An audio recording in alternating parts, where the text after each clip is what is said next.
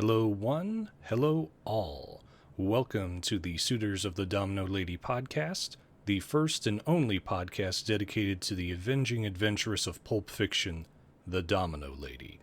I'm your host, Sam Oatley, and today we'll be looking at the third Domino Lady story written by her creator, Lars Anderson. This story is titled The Domino Lady's Handicap, and was originally published in the July 1936 issue of Saucy Romantic Adventures. This story is where a lot of the elements of the Domino Lady are finally solidified, after Anderson spent the last two stories trying to figure out the Domino Lady as a character. Along with this discussion, I have a few news items and updates regarding recently released Domino Lady material, as well as rough plans for the podcast in the coming months. Before we start, I need to issue a quick warning. I will be spoiling the entirety of the Domino Lady's Handicap in this episode. As I said in previous episodes focusing on the original Domino Lady pulp stories, a lot of the details about the Domino Lady can't be discussed without dissecting the plots of these first 6 stories. Later episodes will be in a more traditional podcast style with no spoilers and shorter runtimes, but for these first 6 stories, I'm going through them with a fine-tooth comb. If you haven't read this story before, get your copy of Domino Lady reprints now, or look the story up online before going any further. Alright, for those of you who have read the story, we can move on. To start, let's first take a look at this issue's cover. Saucy Romantic Adventures number 3, released July 1936, features a painting of a Confederate soldier and his bow hiding from a Union soldier in a barn. The title underneath says Barbara's Love Duel, which implies this scenario is likely a romantic melodrama during the American Civil War.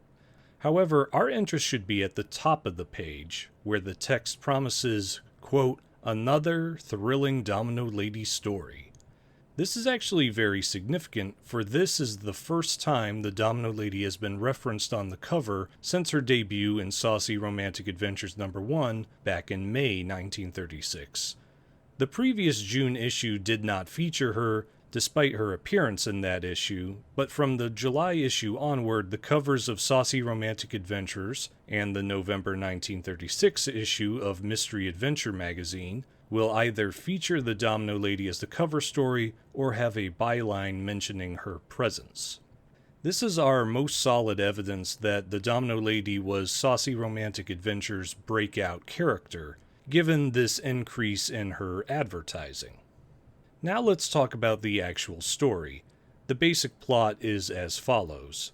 Ellen Patrick is visiting Santa Anita racetrack to cheer on Lee Kilgore, an old childhood friend of hers who is putting his horse into a big horse race.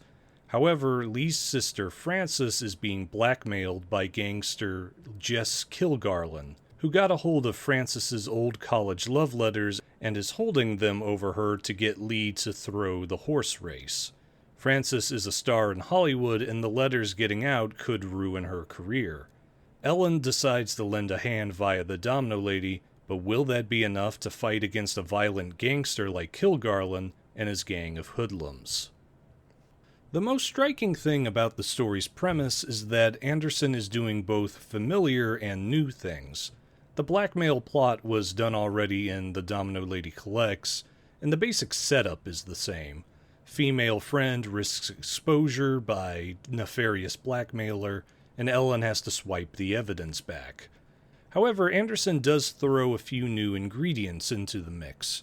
For starters, the foe this time is not a corrupt politician like Rob Wyatt or Ames Kettrick in the last stories, but an out-and-out criminal, Jess Kilgarlin. There's no indication he's tied to the corrupt state machine that Ellen declared war on, so he's largely divorced from Ellen's main antagonist. He's essentially a villain of the week, a curveball antagonist that comes into conflict with the Domino Lady through sheer luck and circumstance. This story also ditches the previous story settings of swanky parties and fashionable mansions, instead focusing on the somewhat seedy world of horse racing.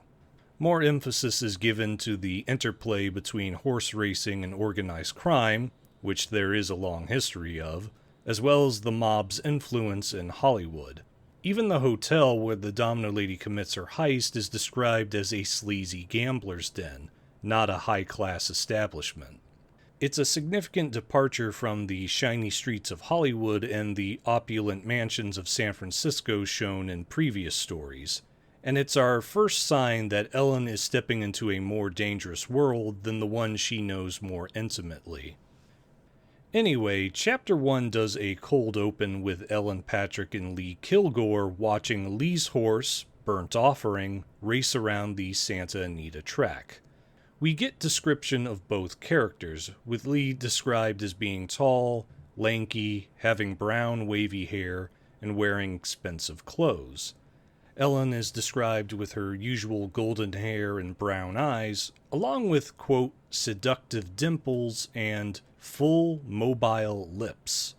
We also get a description of what she's wearing, a short blue coat on top of a bright frock, which hugs her body whenever the wind blows. As I've said before, Anderson will find every single reason to describe Ellen's beauty. We are also told she is wearing a blue toque, which is essentially a pull-on hat like a beanie. Interesting how Anderson has Ellen wearing a blue ensemble in this scene. I don't know a whole lot about horse racing, but I know colors are a big part of the dress code for both jockeys and onlookers. Perhaps Ellen wearing blue symbolizes something? I also like this one line describing Ellen. Quote, "To say she was beautiful would be like saying Jack Dempsey was a pugilist." Dempsey was a well-known boxer at the time, and for those unaware of boxing terminology, a pugilist is another phrase for a professional boxer. Dempsey was considered one of the best boxers of the 1920s, so Anderson's comment is essentially saying Ellen is more than beautiful. She's the peak of beauty, like Dempsey is the peak for boxing. One interesting thing about this moment is when Anderson introduces us to Ellen Patrick, he refers to her as, quote, our old friend, Ellen Patrick of Hollywood. This is fascinating since it is the one point where Anderson insinuates a narrator telling these stories and not a simple third-person limited perspective like all the stories are generally told through. Indeed, the rest of this story operates without any sign of this narrator.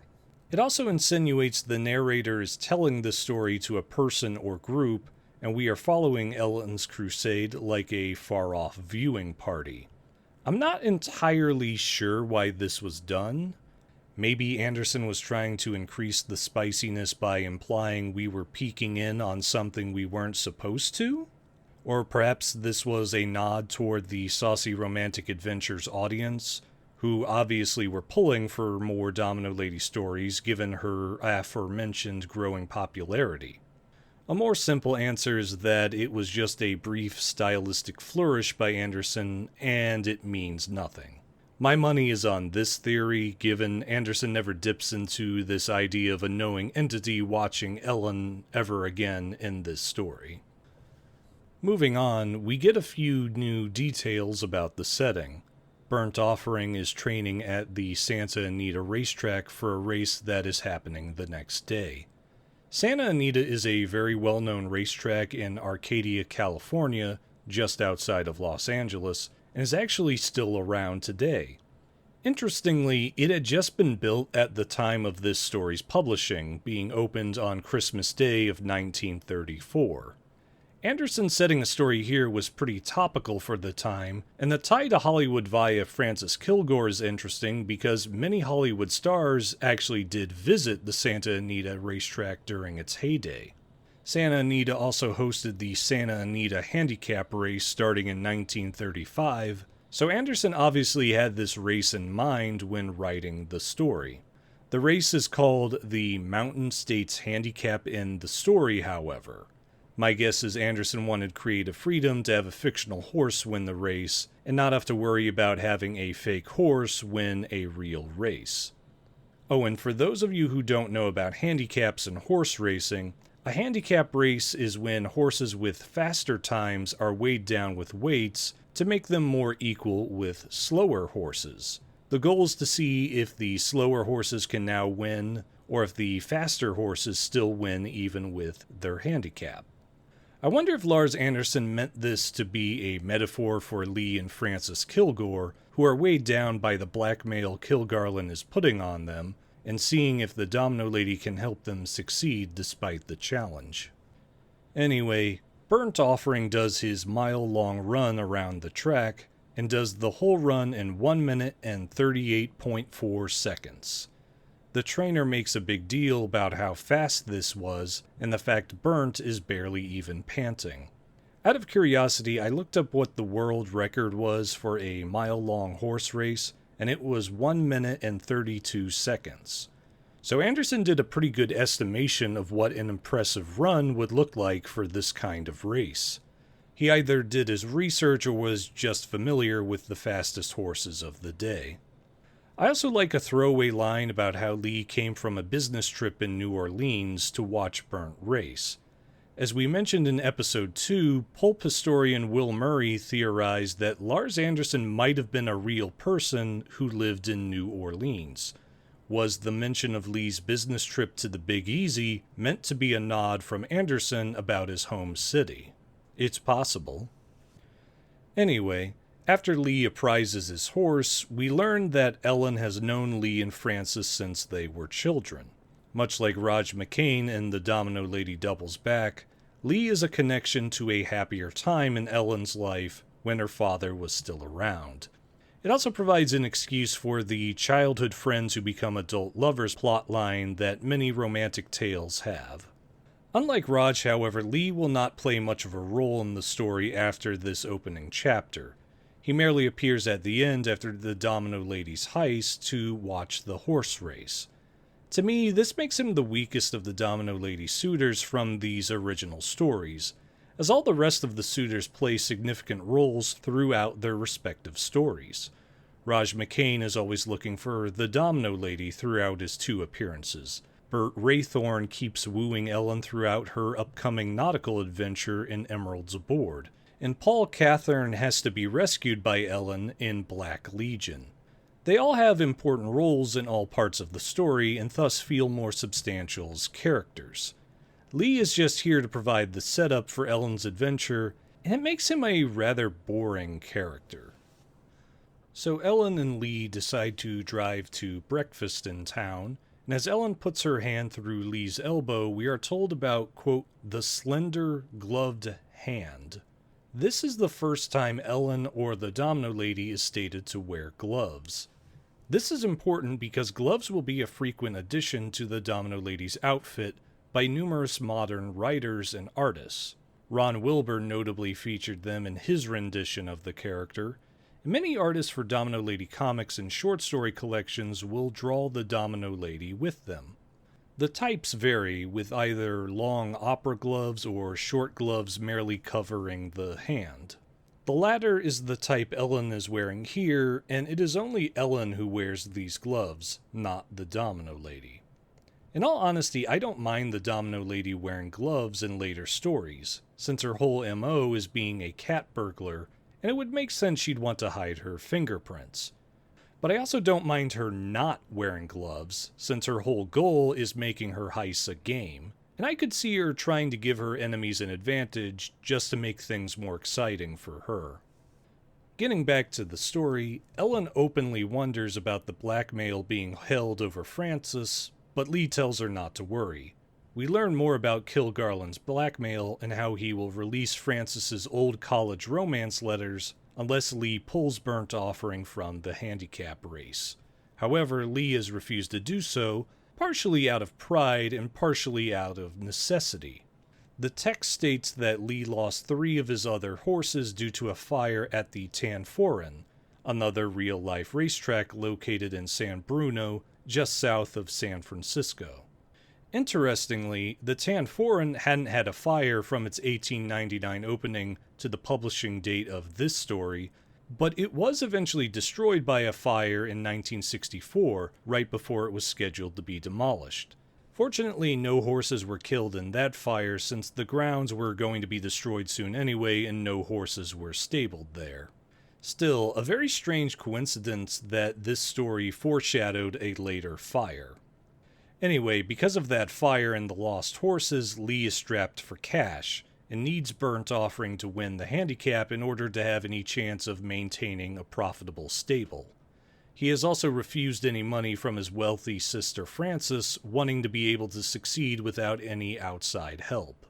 We also learned that the horses are from his late father, and that making them a success is his way of honoring his dad, which parallels Ellen's own attempts to honor her father by avenging his death. It's the biggest amount of character we get from Lee, though, as I'll show later on, it gets a bit muddled due to some writing choices by Anderson. So Ellen and Lee get to a local coffee shop and have breakfast. Earlier in this section, Lee remarked how he was, quote, hungry as a she-wolf, and even jokingly calls Ellen a, quote, big bad wolfie during breakfast. The first instance of wolfishness is interesting because Anderson implies a female wolf is more ravenous than a male wolf, and we are well aware that Ellen has an insatiable appetite for many things: men, wealth, and adventure. The second invocation of the wolf frames Ellen as the archetypical big bad wolf, who hunts whoever she wants and destroys them on a whim. The tale of the three little pigs certainly comes to mind, given Ellen figuratively blows the houses down of many corrupt politicians and hardened criminals. Both comparisons to a wolf frame Ellen as an innately dangerous individual, ravenous and able to harm those she targets. It really taps into the idea that the Domino Lady is a bane to her enemies. Going back to breakfast, we get a pretty amusing scene where Ellen and Lee start out talking concerned, but then start joking with each other. Ellen remarks that she might get involved in the blackmail affair, but Lee takes it as a joke and calls her, quote, a little girl at heart. An interesting statement given how much Ellen is trying to impress her father. Even when Ellen says she ought to go over to Kilgarlin and shoot him down, Lee acts like it's just talk and plays along like it's a joke. It's an entertaining scene, especially since, much like the last story, the first chapter never mentions outright that Ellen Patrick and the Domino Lady are the same person. Though most people would be able to pick up on the insinuation, even if they hadn't read the previous two stories. I also find Ellen's suggestion she shoot down Kilgarlin a fascinating one. We learn later the Domino Lady has never killed anyone, so this statement has to be Ellen simply playing up her disdain toward Kilgarlin for Lee's sake. Some later authors, like C.J. Henderson and John French, will make the Domino Lady a little more bloodthirsty and willing to kill, so I wonder if this line inspired them with the idea of a deadlier Domino Lady. We'll discuss the Domino Lady's no-kill rule in our episode on Black Legion, as this element of the Domino Lady is more to the forefront there and more important to the story. And thus ends Chapter 1. Chapter 2 starts with Ellen going to her hotel, and we get a brief line about how much she and her father enjoyed horse racing. It makes sense, given their privileged background, but I think it also speaks to Ellen's daddy obsession that I've mentioned multiple times in previous episodes. Her following of the horses is basically another way to emulate and stay connected to her father, even after his death. The Freudian element is also enhanced by the fact horses have a very strong tie-in with sexuality. How often is an equestrian term considered synonymous with sex, like riding bareback or in the saddle? If you've seen the film noir The Big Sleep, you know there's an entire scene where Lauren Bacall is telling Humphrey Bogart all about horse racing, and it is very clearly sexual innuendos. You've also got plays like Equus that deal with a disturbed young man herding horses due to a partly sexual fixation. The point is that horses are often used as analogs for sexual behavior, and the fact horse racing is heavily tied to Owen Patrick and emulated by Ellen hints at Ellen's deep daddy complex. Remember, Freudian psychology was big at the time of this story's writing, and Lars Anderson repeatedly emphasizes Ellen's obsessive fixation upon her father throughout all these stories. Moving along, we learn it is 3 o'clock in the afternoon on a Sunday when Ellen gets to her hotel room. We then get the typical backstory repeated in all of these tales, talking about Owen Patrick's death and Ellen's desire to avenge him. However, there are a few notable differences this time around. For starters, we are told for the first time about Owen Patrick's trust fund, an element that wasn't present in the last 2 stories. We also learn that the fund does not provide much money and cannot support Ellen's expensive lifestyle. This is actually an important addition to the Domino Lady mythos, since the trust fund works as a way to conceal how Ellen Patrick continues to live so lavishly to outside viewers. Everybody in Hollywood just assumes Ellen is living off Owen's trust fund and doesn't question her large apartment and expensive fashion.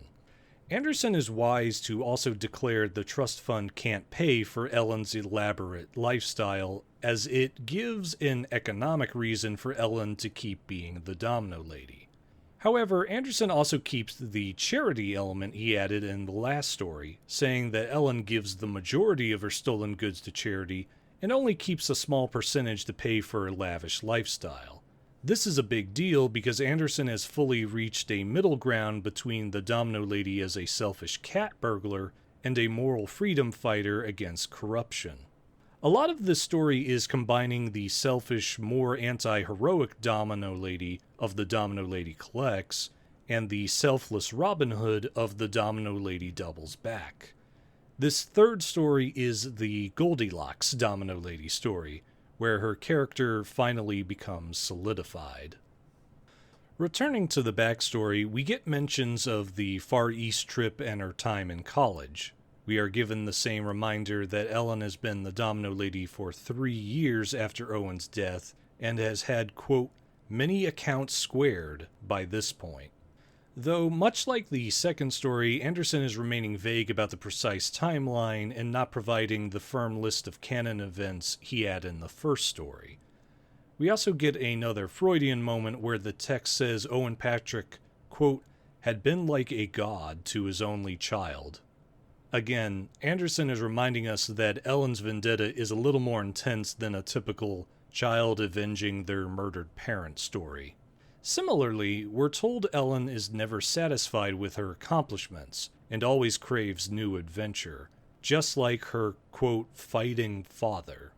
Not only does this reinforce Ellen's daddy fixation, it works at showing why Ellen would continue as the Domino Lady despite the danger. She has an obsession with the risk and a constant need to one-up her previous adventures. And as we'll see later in the story, that includes both exposure as the Domino Lady and even death. One interesting change in this backstory is that Anderson returns to the first story's insistence that Ellen is the Domino Lady for friendship and excitement. However, he frames it as more selfless than in that first adventure, given how much he downplays her desire for profit and highlights the friendship element as much as Ellen's need for excitement. As I said in our episode on the Domino Lady Collects, Ellen helping out Eloise in that story felt more like Ellen using Eloise's predicament as an excuse to let the Domino Lady loose, rather than her earnestly trying to help a friend. Here, Anderson really shovels it on how much Ellen is doing this for Francis and Lee's sake, and that Ellen is willing to put everything on the line to help her childhood friends. Anderson manages to both preserve Ellen's mania for excitement, as well as her more benevolent elements. Again, this is the Goldilocks story for the Domino Lady, where an equilibrium is found for her character. So after that backstory, we move on to talking about Francis Kilgore's predicament more in depth. We are told Francis Kilgore and Ellen were childhood friends and even went to Berkeley together before Francis became a big film star and they drifted apart. We're also informed that Francis uses a screen name for production, one, quote, which came easily to the tongue and tinkled to the ear. A part of me wonders if Anderson mentioned this screen name because he wanted to insinuate that a Hollywood star of the time, who the Saucy Romantic Adventures audience might be familiar with, was Francis Kilgore. Maybe someone like Greta Garbo, Katharine Hepburn, or Carol Lombard? We never see Frances or get a description of her, so perhaps Anderson wanted to give the audience room to imagine their favorite actress as Frances, and imagine her sordid love life. Remember, this is a spicy pulp, and every tactic these stories could use to make a story seedier would be used. We then learn more about the antagonist of the story, Jess Kilgarlin.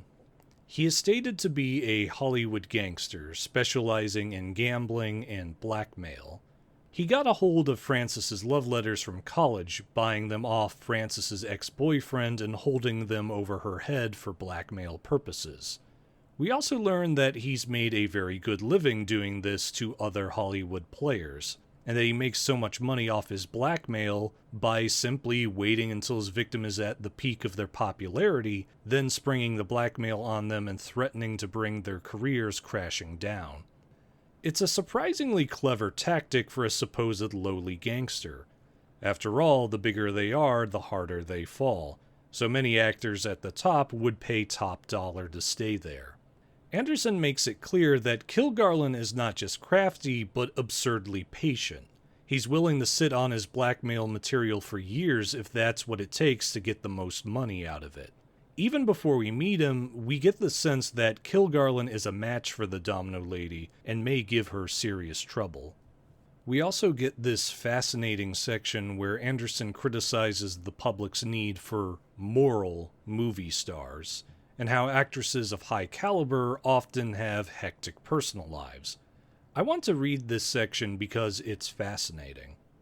Quote, "A Hollywood parasite, Kilgarlin's method was simplicity in itself, and was rounded upon the fact that the public demands too much of its artists.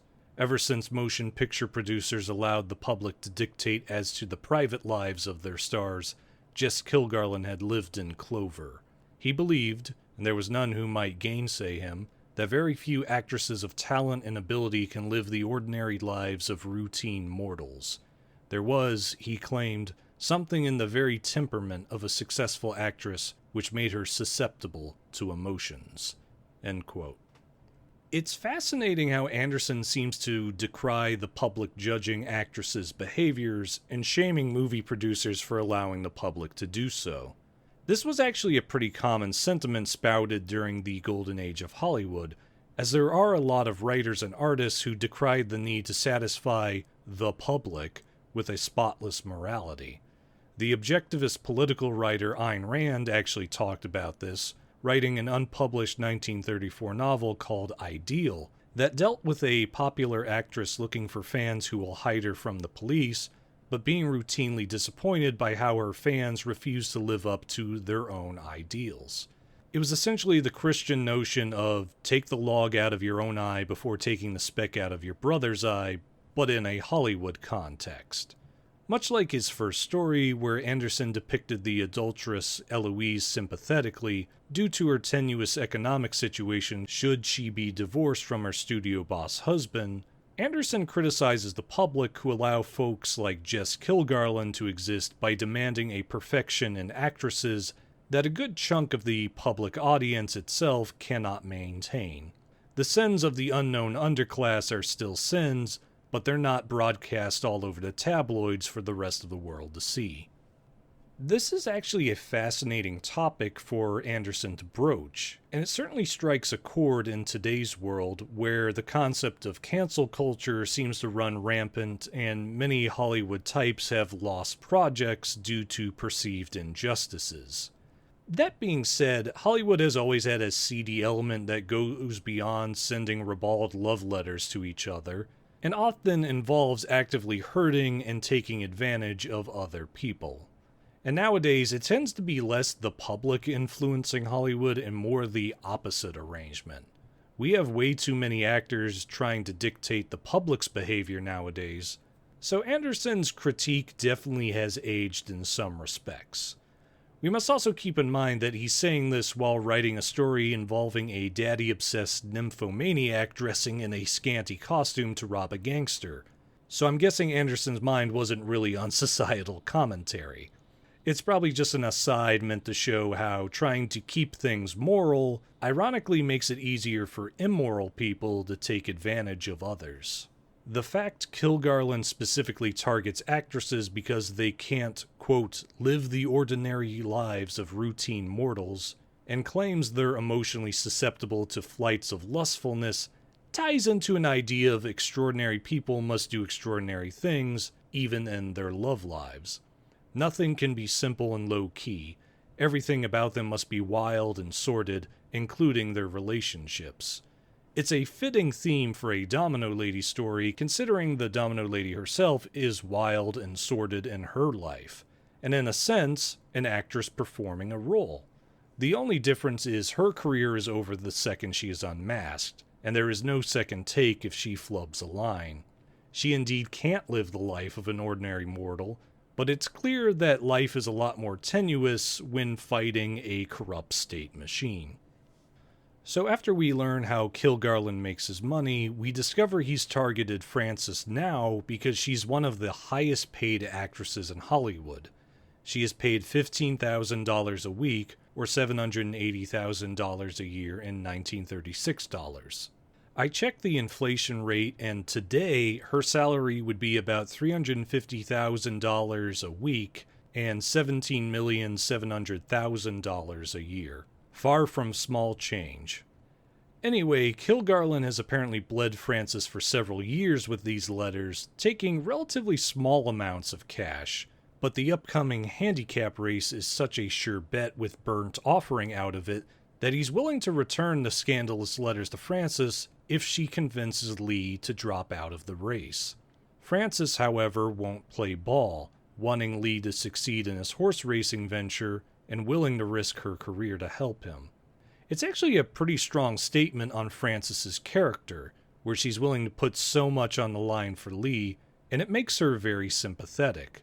This helps us understand why Ellen would be willing to risk so much for Frances.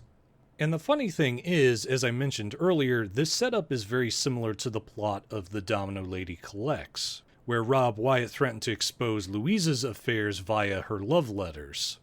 Here, however, Frances is portrayed much more innocently, being the victim of essentially the 1930s version of revenge porn, and all over Kilgarlin's simple-minded greed.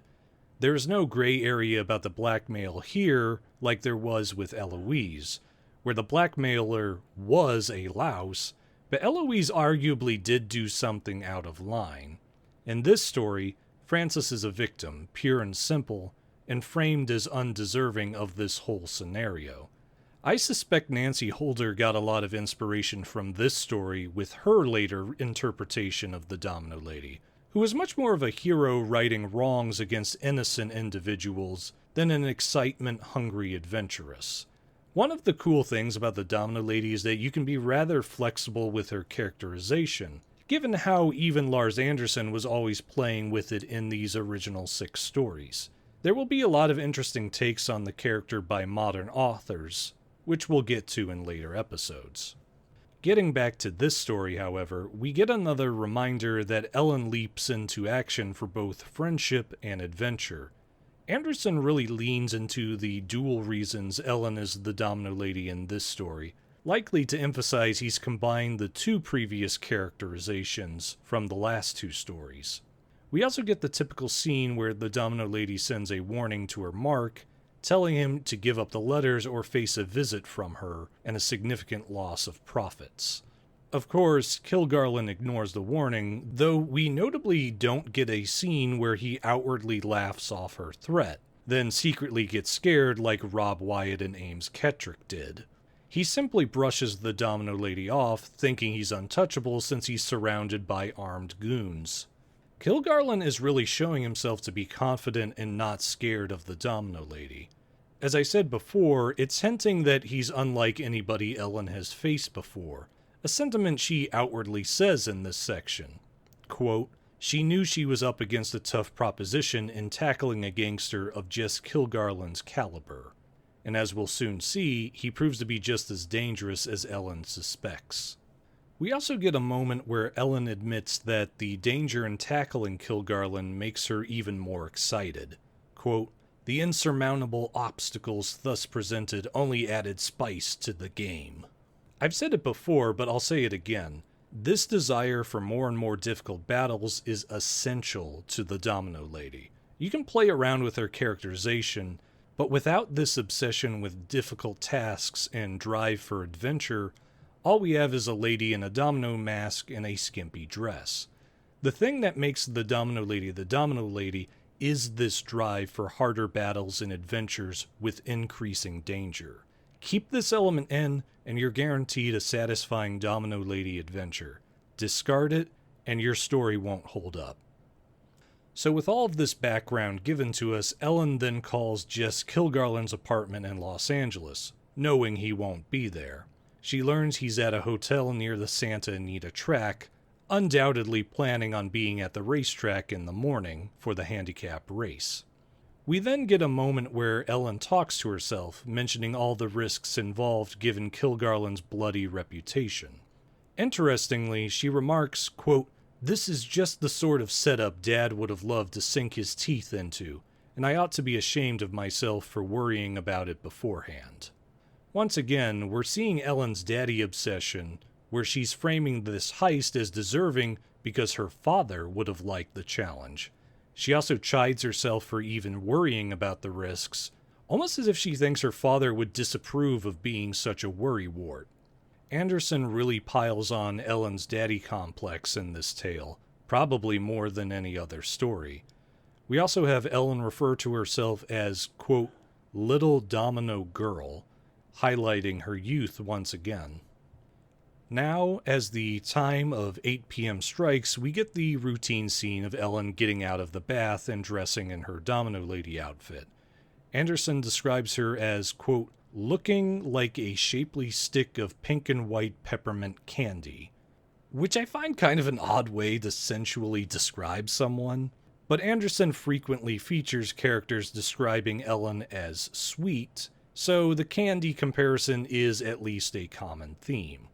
We then get the typical description of Ellen putting on her underwear, pantyhose, and black heels, and then the form-fitting black dress, once again mentioned having a halter neck effect. Anderson also finds a few new ways to describe Ellen. The fact the dress is backless is notably highlighted, displaying, quote, "the exposed whiteness of her perfect back and kissable shoulders." The kissable shoulders part is a neat detail, as it frames kissing a part of the body that isn't usually the first place people would do so. You'd think Anderson would describe Ellen's lips or cheeks as kissable, but instead goes for her shoulders. But it still works, since kissing the shoulders is often seen as an erotic act, so the fact Ellen's dress is flaunting them so brazenly would be considered quite provocative for a 1930s reading audience. We next see Ellen examining her black automatic in her evening bag. The text reminds us that Kilgarlin and his goons will use their guns, so Ellen reminds herself to be ready to use hers. We are told Ellen has practiced with the gun extensively, to the point she can draw and fire 6 shots into a man 12 feet away in just 4 seconds. For those who don't know about quick draws, that's exceptionally fast. We're told the speed of Ellen's draw is helped by the gun barrel being short and special action. A shorter gun barrel means the gun takes less time to draw from a holster. It can affect accuracy at long ranges though, since the bullet has less time to spin in the barrel, so it is only useful for concealment and close quarters combat. Special action is a broad term, but in gun parlance, it generally means a gun that has been specifically designed and modified for a unique purpose.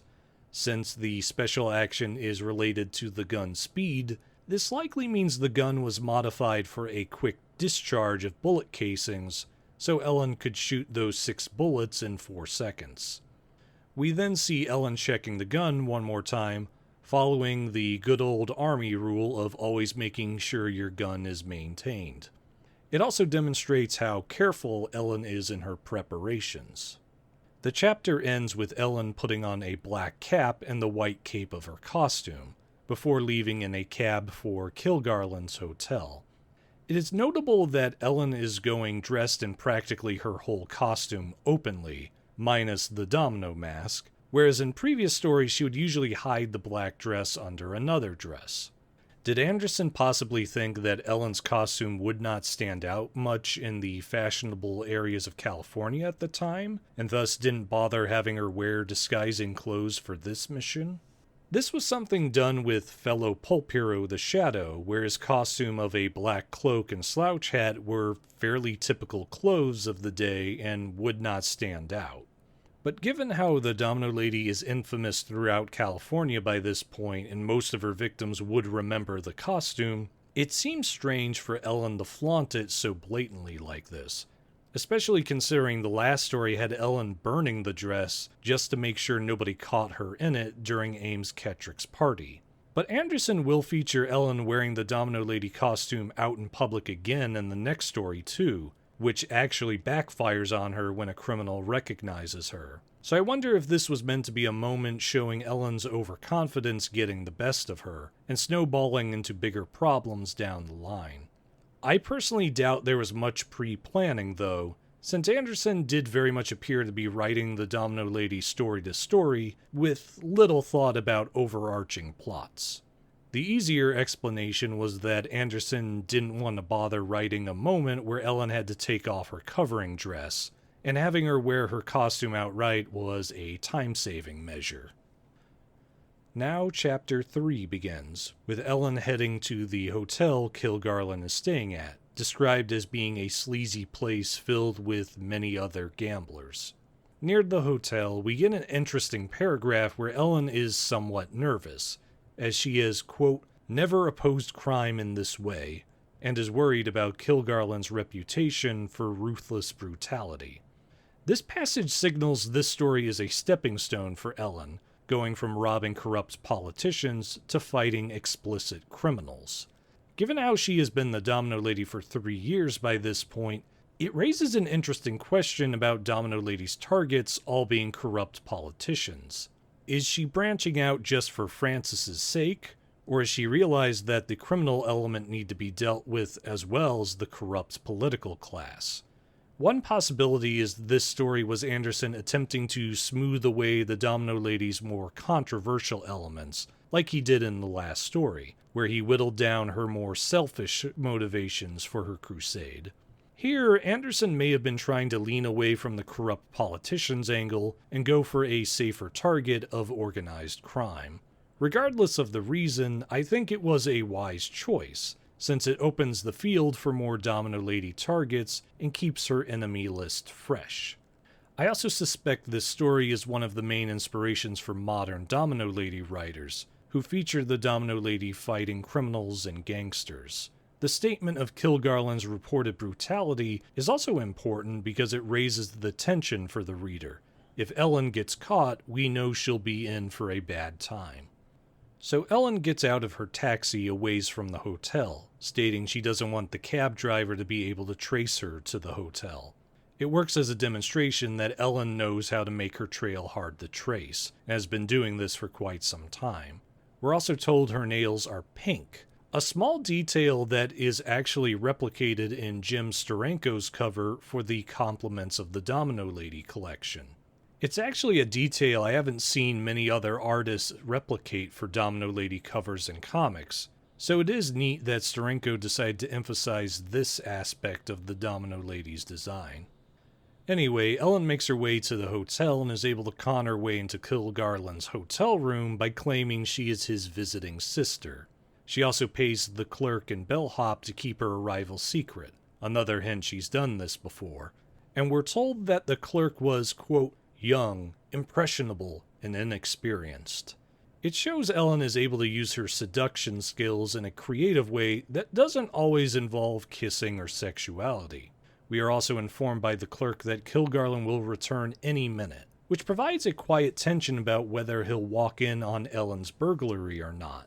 We already had one story where that has happened, so Anderson is definitely priming the audience for something to go amiss. In fact, Ellen remarks when she's in Kilgarlin's room that, quote, something told her that this was all going over too smoothly. That had always been a sure indication of trouble. As we'll see, something does indeed go wrong. So once in the room, Ellen puts on the domino mask and pulls out her automatic. The grip of the pistol is stated to make her more confident, an interesting indication of how she readies herself for action. She also helps herself to a cigarette, and the text states that she is, quote, cool as a winter breeze in the presence of ambient peril. It shows us once again that Ellen, despite her doubts, finds ways to hide her nervousness and confidently approach her heists. Anderson is definitely making her more conscientious of her actions than in the original story, while also showing she can be calm under pressure. Also, I'm guessing she smoked the cigarette during the entire search, because I can't see her waiting in one place and finishing the cigarette slowly. We should also notice the implicit sensuality of smoking a cigarette while in a man's bedroom. We are then told that Ellen works with, quote, quiet precision and noiseless speed, again signifying she has done something like this multiple times. It's more akin to the first story's demonstration of her confidence than the second's more mortal take on her. We also get the first open comparison of Ellen to a burglar, an appropriate description, and a character element that Nancy Holder really emphasized in her Domino Lady stories. In fact, I'd argue the best Domino Lady stories are the ones where she is more a cat burglar than a scrappy fighter, as I feel she is a more distinct and interesting character when she has to be stealthy than portrayals where she jumps into the fray with guns blazing and doing kung fu chops. Back to the story, Ellen's search turns up nothing after 10 minutes aside from a wallet full of cash, whose contents Ellen takes for charity. We also see Ellen remark that Kilgarlin's letters are either on his person or in the room, since he would not trust anybody to hold on to them. This is a great moment because it shows Ellen has grown to understand the criminal mind from her dalliance with corrupt politicians, and figure out what professional criminals would do based on her experience with them. It also implies that she understands them because she herself is a criminal, highlighting that anti-heroic streak that Anderson gave her in the first story. We then get a jump scare, with Ellen hearing voices outside the hotel room door and her preparing to shoot. While nothing comes of this, it works as a warning that Ellen is still in danger and needs to finish the job. Spurned on, she finds a suitcase and uses one of Kilgarlin's razors to slice it open, where she finds blackmail papers for multiple people. There's an interesting moment where Ellen sorts the papers into minor characters and major characters, where the blackmail on the minor characters are left behind, and the blackmail on the major characters she takes with her and destroys. This is a fascinating choice, since her leaving the minor characters will make them still susceptible to Kilgarlin's blackmail. Is she simply being pragmatic and taking only what she needs? Or is this another demonstration that she only deals with big shots like previous stories claimed? Also, what if some of these blackmail victims actually did do something wrong? Would it be wise for Ellen to leave or destroy the information if they could be incriminated and punished? It's a situation that could lead to a lot of interesting questions, but Anderson doesn't dwell on this for very long. As Ellen locates Francis Kilgore's paper and adds them to the major characters pile, we are informed that gangsters hired by Kilgarlin are spread throughout the hotel. It's odd Anderson only mentions this now instead of when Ellen entered the hotel, as you would think it would heighten the tension Anderson is clearly trying to make. My suspicion is Anderson wanted to heighten the tension in this moment, but didn't quite know what to do after he'd already done the jump scare at the hotel door. We then see Ellen gather the major characters pile and bound them with a cord she kept in her evening bag. Again, Anderson isn't using the cape pockets in this story either. It's strange that he introduced them in the first story but hasn't used them again since. We also see Ellen leave one of her calling cards on the ruined suitcase, before she starts to leave. Her left arm is stated to be full with the evening bag and bundle of files, and she puts her gun and her cleavage. Again, cape pockets would seem to be handier in this situation, but Anderson is working in the eroticism whenever he can at this rate. The corridor seems open and Ellen steps out, but just as the hotel door closes, she feels a clasp on her shoulder and is twisted around to face Jess Kilgarlin himself. It's a solid conclusion to this chapter, finally delivering on the tension slowly building throughout, and putting Ellen in a great cliffhanger that makes us want to read on. The imagery here is also provocative, with great emphasis made on Kilgarlin grasping Ellen's bare shoulder and sneering. The implications are very bad. Chapter 4 picks right up at this moment. Ellen starts to speculate about her fate, which she suspects will be, quote, imprisonment as a common criminal, ignominious death, or worse. Given the sexual nature of these stories, most of you can guess what is meant by worse. Lars Anderson layers on the implication further by noting how Kilgarlin eyes Ellen's body as he pins her. He's compared to a terrier who has caught a rat, and I likewise don't have to tell you what happens to the rat. In many ways, he's framed the same way Rob Wyatt was in The Domino Lady Collects, only he lacks the attraction Ellen had toward Wyatt and shows no likable qualities. We also learned that Kilgarlin purposefully left the blackmail material in there as a trap for the Domino Lady, which I must admit is a bit dumb on his part. After all, why risk leaving the material there for her to get? She wouldn't be able to tell if it was in the room or not without going in, so you might as well kept them somewhere else to avoid the possibility of her escaping with them. But I suspect Anderson had him do this as a further demonstration of his arrogance, where he was willing to risk his blackmail because he was so sure he would catch the Domino Lady with it. His goons later mentioned that he has enough pull to destroy the hotel and anyone in it without facing any repercussions, so it does make sense he'd be so overly confident. Kilgarlin's goons then say they want to unmask the Domino Lady right there and then, and this gives us the first true instance of Lars Anderson equating the domino mask to virginity. Others like Chris Gavler have talked about this, but Anderson frequently frames the Domino Lady's mask as a mark of abstinence.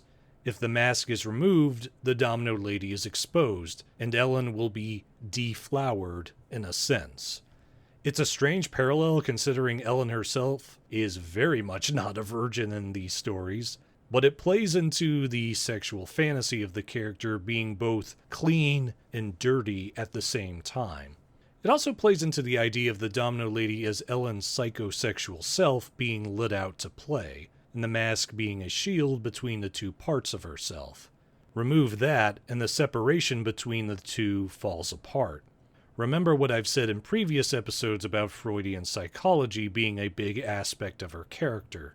Though I'd argue there's a bit of Carl Jung influence here, with the Domino Lady being Ellen's shadow. However, the unmasking does not happen immediately because Kilgarlin notices a crowd gathering in the corridor. When he's distracted, Ellen pushes off the hotel door and shoves Kilgarlin into one of his two goons. It is briefly mentioned that Ellen is 120 pounds, and all of it is pushed into Kilgarlin. I know there's a lot of folks these days who get annoyed when modern movies show small women able to fight larger men, but it works here because not only is Kilgarlin distracted, but having 120 pounds shoving against you would absolutely knock even burly guys off balance. Anyway, Ellen takes off to the stairs and the one goon still standing threatens to shoot her. We then get a very telling scene. The Domino Lady laughs, and it is noted that the threat caused, quote, the thrill of actual encounter firing her racing blood. This is an important moment because it shows us that Ellen actually enjoys the threat of action and violence. In the past two stories, she got thrills from the possibility of being discovered, but the fetish ended there. Here, we see she likes the idea of violent action being threatened upon her, despite supposedly wanting to avoid it. It is Lars Anderson upping Ellen's mania to a violence fetish, possibly because he realized that a woman like Ellen would have to find such a thing enticing to risk facing it repeatedly. He doesn't seem to highlight this element as much in the next three stories, so I'm wondering if he included the violence fetish here as another experiment in Ellen's characterization. I personally don't mind it because not only does it make sense for Ellen to be attracted to such things, it also ties into the psychosexual themes previously mentioned. Ellen's shadow self, the Domino Lady, enacts and is acted upon by violent forces. The shadow, in Jung's terms, did things the real self was not supposed to do, much like how a high society girl like Ellen is not to indulge in such violent fantasies. I also like how the description mentions her racing blood. While Anderson undoubtedly meant this to mean her blood pumping through her body, I think it is also a subtle tie-in to the story's opening chapter involving racing. Anderson is purposefully drawing a parallel between the racing horses and Ellen herself, as both are involved in a contest and have a heavy tie-in to sexuality. I also just realized that Kilgarlin preparing a trap for Domino Lady is the titular handicap in this story, as just like how the horses in the handicap race are weighed down, Ellen's job is made much harder by Kilgarlin being ready for her. It's a neat bit of plot parallels. So Ellen runs up the stairs, and the goon fires bullets that come close to Ellen. Despite this pressure, Ellen actually waits in the stairway instead of running away, then shoots the goon in the leg when he comes into view, causing him to tumble down the stairs. This demonstrates that despite the action and Ellen's own thrill to the event, she can be cool-headed enough to set up a trap. She also pulls out her gun from her cleavage, allowing Anderson to work in another sensual moment during the action. We also get the first confirmation that the Domino Lady has not killed anyone during her 3 years of action, and that she does not wish to do so, but will if pushed into a corner. This will be more important in the 5th story Black Legion, but right now it provides an interesting bit of character development on Anderson's part. I suspect he made Ellen a non-killer at this point because he was trying to make a more palatable character for readers, much like in the 2nd story where he made her a Robin Hood figure. Having a female hero willing to kill might have pushed the boundaries a little too far, even for a spicy pulp. Anyway, the hotel has descended into pandemonium due to the gunfight, and instead of running to the lobby, Ellen sneaks out through the rear stairs and back porch. However, she is spotted and chased across the grounds, with people firing at her with revolvers. We get 2 passages further showing how turned on Ellen is by the chase. The first says, quote, "It was the first time in her career that she had ever been cornered, and Ellen was thrilling as she had never thrilled before. It was a grand experience, this matching wits and daring with a notorious criminal and his cutthroat gang." Another demonstration the thrill of the hunt and caper is a big part of Ellen's satisfaction, as well as the risk of being caught. The second passage comes right after bullets have been fired at her and she hides behind a tree. Quote, "Her heart was pounding against her ribs like a trip hammer, but only from the exertion of the chase. Something totally primitive had awakened in her innermost being. She thrilled to the core." Not only is her heart beating fast due to exertion rather than fear, but she's getting turned on by bullets passing near her. This is the most charged Lars Anderson makes Ellen's violence fetish, and it in turn helps us see just how deep Ellen's mania to be the Domino Lady really goes. This is a game that could involve death, but Ellen just gets turned on with each close call. Again, I have to wonder if Anderson toned down this element of Ellen's character in later stories, so as to not go too far with the sexuality. Making a heroine violence-obsessed might have rubbed some folks the wrong way. So Ellen starts darting from tree to tree to avoid the gunfire, and reaches a side street near the hotel. Seeing a line of cars, she chooses one she knows is fast, and manages to find the ignition key in the starter. This part felt a bit cheap to me, just because finding the key still in the ignition feels like a bit of a cop-out on Anderson's part. Escaping should have been far more difficult, and not something like this where Ellen relies more on luck than skill to succeed. I suppose it could be justified as being near a hotel, where valets might leave the keys in cars they know will be picked up soon, but it still feels a bit cheap on Anderson's part. This section also demonstrates Ellen has a knowledge of cars, as she is able to discern which one will be the fastest of the bunch. Ellen uses a special roadster in other stories, so this automotive knowledge is a cool bit of character building. We then get a brief scene where Ellen has difficulty starting the car, but it starts in time for her to dart away. The crowd spots the car and opens fire, one bullet shattering the windshield near Ellen's head. But she's able to get away down a country road. It's stated that Ellen takes off the domino mask only when in the darkness of the country road, which is a neat bookend to the chapter. We started the chapter seeing the Domino Lady about to be forcefully unmasked, and end the chapter with the unmasking happening after all, just not how Jess Kilgarlin wanted it. It's also an important detail that the unmasking happens in darkness, since we mentioned the whole point of the Domino Lady is to separate Ellen from her darker desires, and thus the switch between the two must also happen in darkness. It likewise ties into the idea of the Domino Lady as a shadow, which too is a form of darkness. We then are told that a half hour later, Ellen leaves a cab in front of her hotel and goes inside. And thus ends Chapter 4. Chapter 5 starts at the Santa Anita racetrack, much like how Chapter 1 did. Another bookend by Lars Anderson. Lee and Ellen are sitting in Lee's private box, and Lee is ecstatic because the Domino Lady sent him Fran's love letters in the morning mail. We get a cute moment where Ellen teases Lee over his confidence of Burnt Offering winning, which shows Ellen's playfulness well. I also like that Ellen sent the compliments of the Domino Lady card with the letters. In the past two stories, the card was left at the scene of the crime as a mocking gesture to the crooked victims. Here, it is used as a symbol of hope and a sign justice has been done.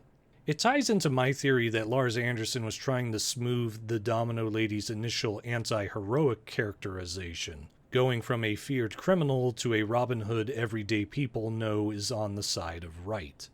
It's an interesting shift, but one I think is done fairly naturally on Anderson's part.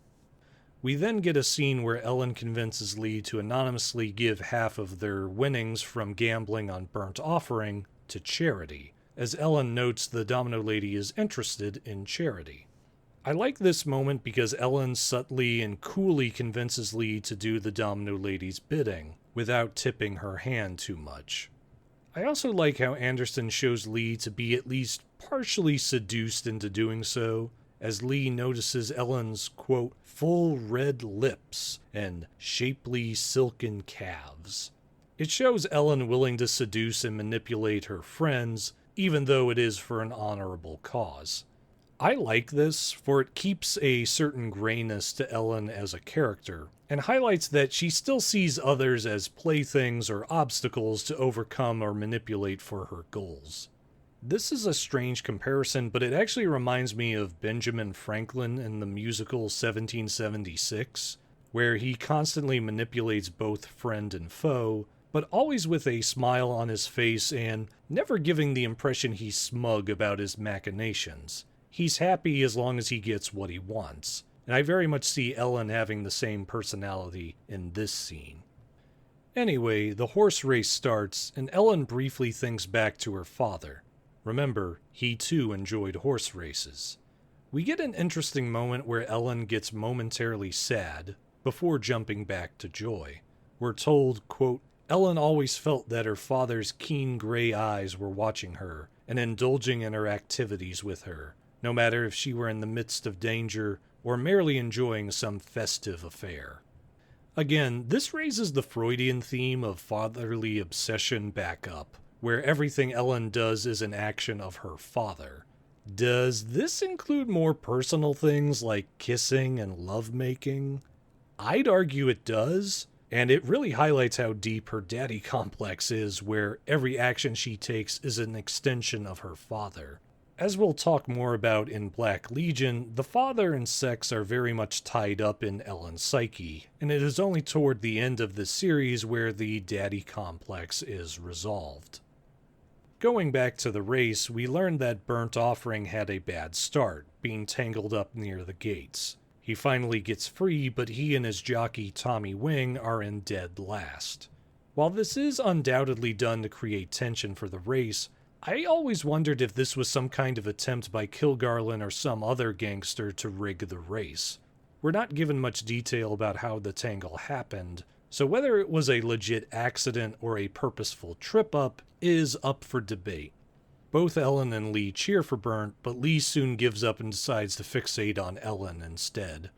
This moment is a big reason why I don't care for Lee much as a character, especially when compared to Ellen's other suitors, because the whole point of the story was him trying to make his racing stable a success, to the point he was willing to risk his sister's Hollywood career for it. But at the sign of one bad event, he gives up on the race and focuses more on a romantic fling. It kind of ruins his character's entire motive, and considering Ellen went through bullets to save he and his sister's careers, it makes his flippancy rather insensitive. I doubt Anderson wrote this part to purposefully frame Lee as a louse, but it does come off that way. And it's a big reason why Lee is my least favorite of the Domino Lady suitors. Back to the race. We learn there are 10 racers and a crowd of 30,000 in the stands. Apparently the Santa Anita track could hold that many in real life, so Anderson obviously did research for this story. We are also told this race is, quote, the sport of kings, tying into the idea of conquest and power, something the state machine of California is always trying to gain in these stories. I also find it interesting that Anderson focuses the final climax not on the heist, but on the horse race. This is similar to how the last story, The Domino Lady Doubles Back, didn't end at the masquerade party, but instead Ellen returning to the scene to get the hidden diamonds. Both stories feature a sort of fake-out climax, where the actual heists are not the focus of the story's final chapter. Anderson would not do this tactic in the next 3 stories, generally sticking to the climax occurring during the heist, and having an epilogue chapter afterwards wrapping up the story. It makes sense why he kept to that formula for most of the Domino Lady stories, but it is still cool to see him play with the format in this story. Before we move on, there's one thing I want to bring up about this scene regarding a piece of artwork I discovered.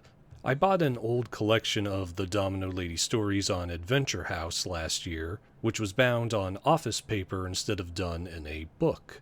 It is titled Fanboys Compliments: The Collected Domino Lady Stories. It was published by a group called Bib Books, and features the Domino Lady's calling card on the front of the collection. This collection debuted at the 2004 PulpCon, the precursor to PulpFest, and the intro states this collection was made due to an announced Domino Lady story collection that hadn't been published yet at the time. This would have been about 1 year before Bold Venture Press released their Domino Lady collection in 2005. I bought the Fanboys Compliments edition mostly out of curiosity, but one thing I discovered, there is actually an original pulp illustration featured in this collection that no other Domino Lady collection has featured. The illustration shows Lee and Ellen watching Burnt Offering during the final race. Presumably this illustration also appeared in the pulp fanzine Behind the Mask, issue number 33, as the compiler for the Fanboys Compliments edition states that was where they got the Domino Lady's handicap from. While it is not necessarily an important illustration, I still think it shows why we need more facsimile editions of the Domino Lady's original pulp magazine issues. Facsimiles allow us to see how the art for the pulp magazine was originally formatted. As much as I like Bold Venture Press's Domino Lady collection, they have to smush the illustrations into a square-shaped page, and it often messes with the art's dimensions. This is especially noticeable when this happens with illustrations that originally stretched across 2 pages. A good demonstration of this is the scene in The Domino Lady Doubles Back, where Domino Lady knocks out the guards. The Fanboys Compliments edition shows the illustration as originally being split page, while the Bold Venture Press edition combined the 2 halves into one image. Bold Venture did a pretty good job of compressing the illustration, but I really would have liked to see the illustration's original format. Doing facsimiles would not only allow us to see the art's original form, but allow us to read the other stories featured in the magazines. So far, only 2 Domino Lady issues have gotten the facsimile treatment. Saucy Romantic Adventures August 1936 from Adventure House, and Mystery Adventure Magazine November 1936 from Girasol Collectibles. Hopefully we'll be able to see the remaining 4 issues get the facsimile treatment, and let us see how the pulps originally displayed their Domino Lady artwork. Returning to the race, we get another burst of eroticism when Ellen starts cheering for Burnt Offering, screaming the phrase, "Ride him," repeatedly. Gee, what other activity other than horse racing involves riding? And in case you think I'm just pulling sexual connotations out of my butt, the text also states Ellen during these cheers as such, quote, "her lovely bosom tossing beneath the sheer bodice of a wispy frock." As I said before, horse racing and horses in general have strong sensual connotations. So Ellen's bosom bouncing around as she commands someone to ride him is not a case of accidental innuendo on Lars Anderson's part. Furthermore, Burnt Offering's final burst of speed is described with language very akin to an intimate encounter. Let me read that part. Quote, "with nostrils distended redly, head stretched forward, powerful legs flashing smoothly, hoofs pounding the track as though spurning earthly contact, he lunged across the finish line. The huge crowd went mad." Not only does Burnt Offering breathe hard, stretch his neck, and work his legs, the crowd provides a metaphorical climax to his mad dash. Burnt's win likewise culminates in Ellen and Lee giving each other a deep kiss, another way of signaling a metaphorical sexual climax. The sexual connotations are so blatant that it almost approaches parody. But again, this is a spicy magazine tale, and despite what most think, the sexuality had to be fairly tempered by publishers in order to not run afoul of moral guardians. Substituting a horse race for a sexual encounter not only allows Anderson to skirt potential censorship, but it provides a fitting sexual metaphor that readers would catch on to and appreciate. So Burnt wins the race, and after kissing her, Lee asks Ellen to a night of champagne and dancing, which she accepts. This moment likewise has a strong sensual connotation, as we can guess what Ellen and Lee will be doing after the dancing. As I've said in previous episodes, an explicit sexual encounter does not occur in this series until the 4th story, Emeralds Aboard, and only there in these original 6 stories. Every other sexual tryst of Ellen's is given by implication and hints, as a means of avoiding accusations of pornographic content that many advocacy groups would throw toward the spicy magazines at the time. And thus ends the story, with Burnt Offering triumphant, Fran and Lee free from the clutches of Kilgarlin's blackmail, and the Domino Lady having fulfilled another successful mission. In terms of overall quality, I would rank this story as one of my favorites of the original pulp series. It has a strong villain, good tension, an exciting gunfight climax, and a good mixture of sensuality and plot. It's also where it feels like Lars Anderson has nailed the Domino Lady's characterization. She's a balanced mix of a modern-day Robin Hood fighting for the people of California, and a self-interested thief supporting herself through stealing. This is an important tightrope to walk, as it is what really makes the Domino Lady interesting as a character. Anderson also finds a healthy balance to Ellen's overconfidence, where she is both slightly arrogant but notably cautious. It makes her a believable crime fighter who is experienced, but not fully grown out of her youthful arrogance. Now that Anderson has solidified this characterization of the Domino Lady, he is able to fully commit to the plots themselves rather than tinkering with the Domino Lady. As I said in the last episode, Anderson uses the same plot for both the Domino Lady Collects and the Domino Lady Doubles Back. While this story does repeat the general storyline of the Domino Lady Collects about Ellen stealing blackmail materials for a friend, It comes off very different due to the heightened action and a different kind of villain. Some things this story shares between all the others is the Domino Lady still sending her enemies notes to warn of her coming, though we also see her using the calling card as a symbol of hope rather than a warning as well. The Freudian element of Ellen and her father is still very present, probably the most pronounced Lars Anderson has ever made it in these 6 stories. We likewise see Ellen flippantly wearing the white cape and black dress in public, something that will change after the next story. The California setting still very much comes into play, with the city of Arcadia just outside Los Angeles being the key location, and including its famous Santa Anita racetrack. We also see Ellen still involved in fighting big shots and not small fry, targeting a big-time blackmailer rather than any petty crook. The heists are likewise still framed as a sexually charged cat-and-mouse game, like in the last 2 stories. There are some interesting removals as well. The chemical weapons Domino Lady used in the first 2 stories, the knockout syringe and gas bombs, are not present here. The cape pockets are similarly not mentioned, replaced by an evening bag. The omissions are understandable, but I'm glad Anderson would include the syringe and cape pockets in future stories. Ellen's internal struggle about her desire for vengeance and desire for normalcy is likewise downplayed. The suitor Lee Kilgore is also not heavily involved in the plot, unlike Raj McCain and future Suitors. This is another reason I don't find Lee that interesting, since his lack of participation in the Domino Lady story means we only see him in the first and last chapters.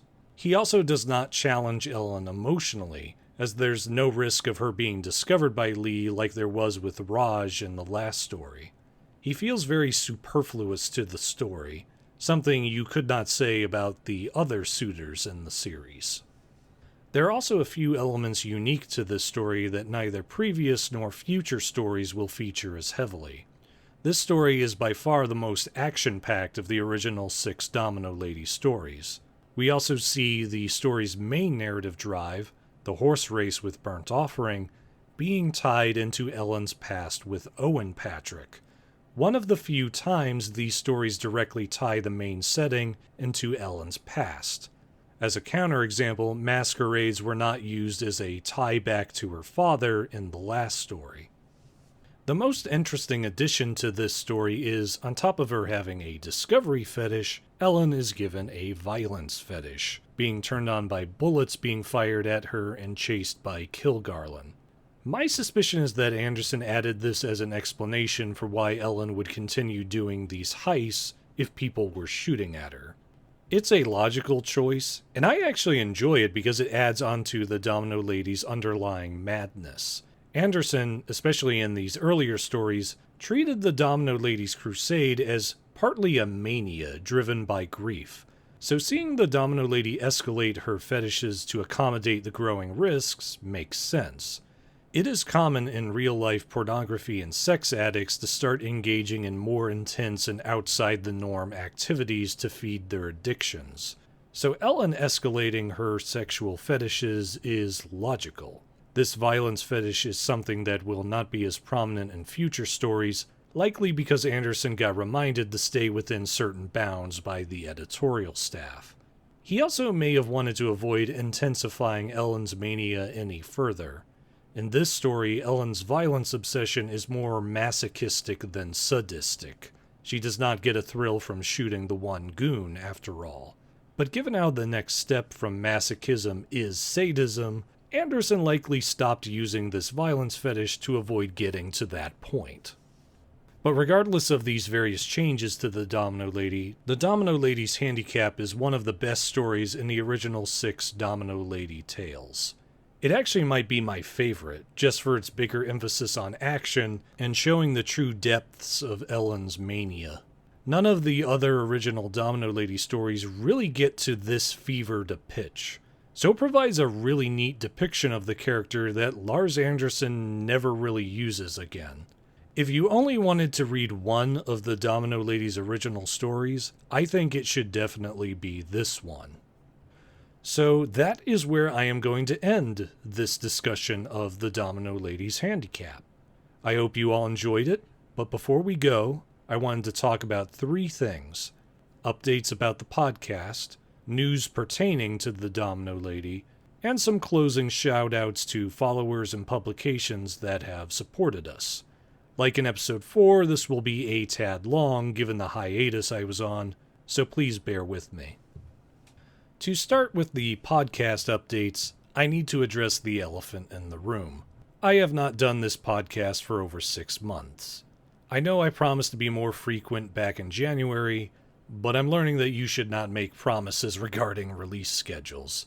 I won't bore you with the details, but a lot was happening the last 6 months in my personal life, and I found myself being pulled many ways by different obligations.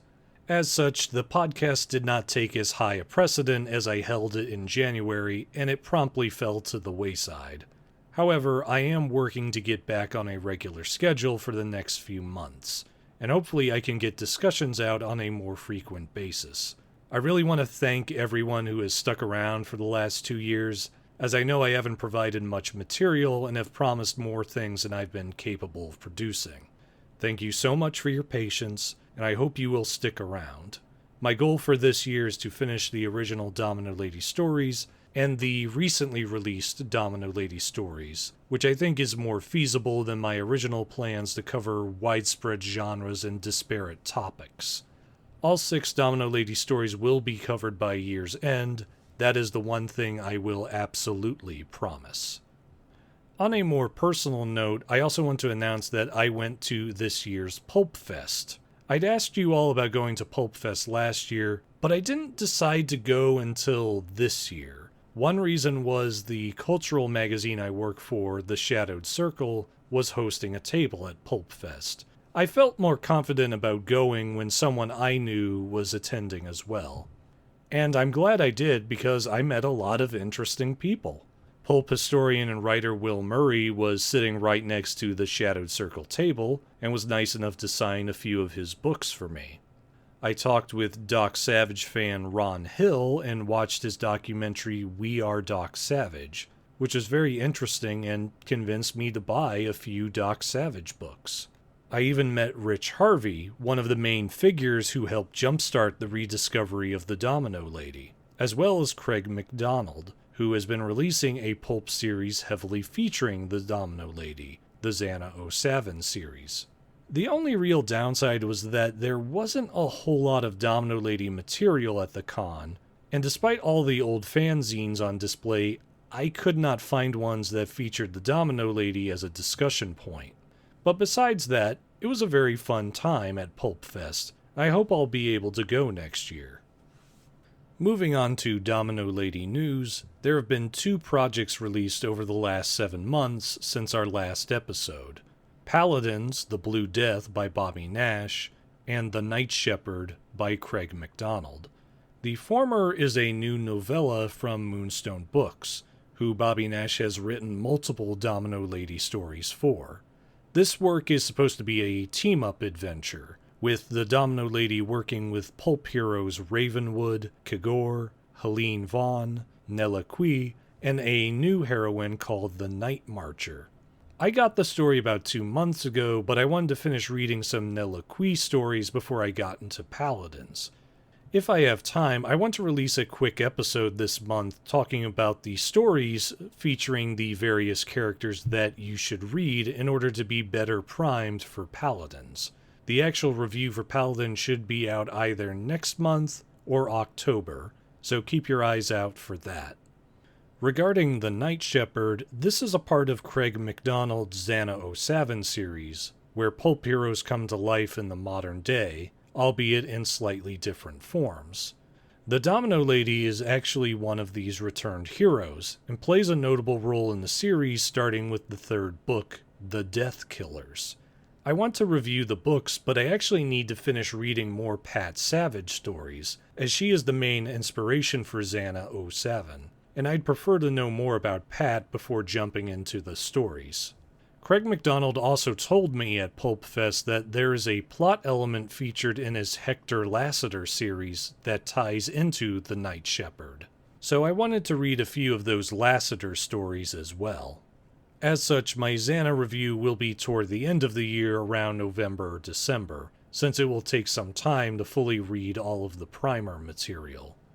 I also wanted to let folks know that I have gotten confirmation directly from Bobby Nash that there will be 3 Domino Lady comic book projects coming out in the near future. According to Nash, all 3 projects have been written and are now in the art stage. He mentioned that 2 of them are 5-part projects with 8 pages for each part, 80 pages in all, and one of these projects is a 4-issue miniseries at 22 pages each issue. This is very encouraging, as the output of Domino Lady projects has sadly been waning over the last 4 years. Hopefully, Nash's comics will be able to jumpstart a little more interest in the Domino Lady and get her back in the limelight like she was from 2009 to 2015. Nash has been one of the most consistent writers for the Domino Lady, so I have faith he will make some exciting adventures with her in these upcoming projects. So those are the updates and plans for the podcast. Before we go, I also wanted to do a few quick shoutouts to some publications who have indirectly or directly supported us. Firstly, I wanted to plug the magazine Go West Frontier Adventures. This is a Western magazine that features stories in the Wild West, and they have been nice enough to feature a story written by yours truly in one of their issues. My story appeared in the 2nd issue and is titled Bullet in the Belly, so check out that issue as well as their first. There are a lot of great writers featured in Go West, so if you're into Westerns, I know you'll have a good time. I also wanted to shout out The Shadowed Circle, a cultural magazine I work for that examines the pulp character, The Shadow. We're getting close to finishing our 8th issue, and we recently re-released the important Shadow reference book, Ganglin's Doom, The Shadow of the Pulps, by Frank Eisgruber Jr., so you should definitely subscribe to the magazine and check out our other books if you're a Shadow fan. Our website and social media pages will be in the description. I also wanted to shout out Pulp Talk, the podcast hosted by Craig McDonald for Pulp Fest that discusses various pulp topics. He recently did an episode about the 1975 Doc Savage movie starring Ron Ely, so you should check that out if you're a Doc Savage fan. You should also check out the episode on Paul Ernst, writer for The Avenger, a character who became very much entwined with the Domino Lady in the early and mid-2010s. We'll be discussing him sometime next year, so be sure to read up about him in the coming months. I also wanted to shout out 2 publications that are featuring advertisements for us in their pages. The first is the Doc Talos magazine, which focuses on a Doc Savage pastiche with a more sensual take on the Savage mythos. You should definitely check them out if you'd like to see a more adult-oriented Doc Savage character, or if you want to see pulp with a more explicitly sensual tone. Basically, think Philip Jose Farmer and you've got an idea of what to expect. The second publication is the sci-fi fantasy magazine Sursova. I've been reading them for several years now, both their magazine and their other book publications, and they're a wonderful sci-fi fantasy publisher that harken back to pulp-style writing. I will post links to both Doc Talos and Sursova's websites and social media in the description. That is all I have for now, so it's time to sign off. Thank you so much for listening, stay tuned for the next episode, and good night to all you suitors of the Domino Lady.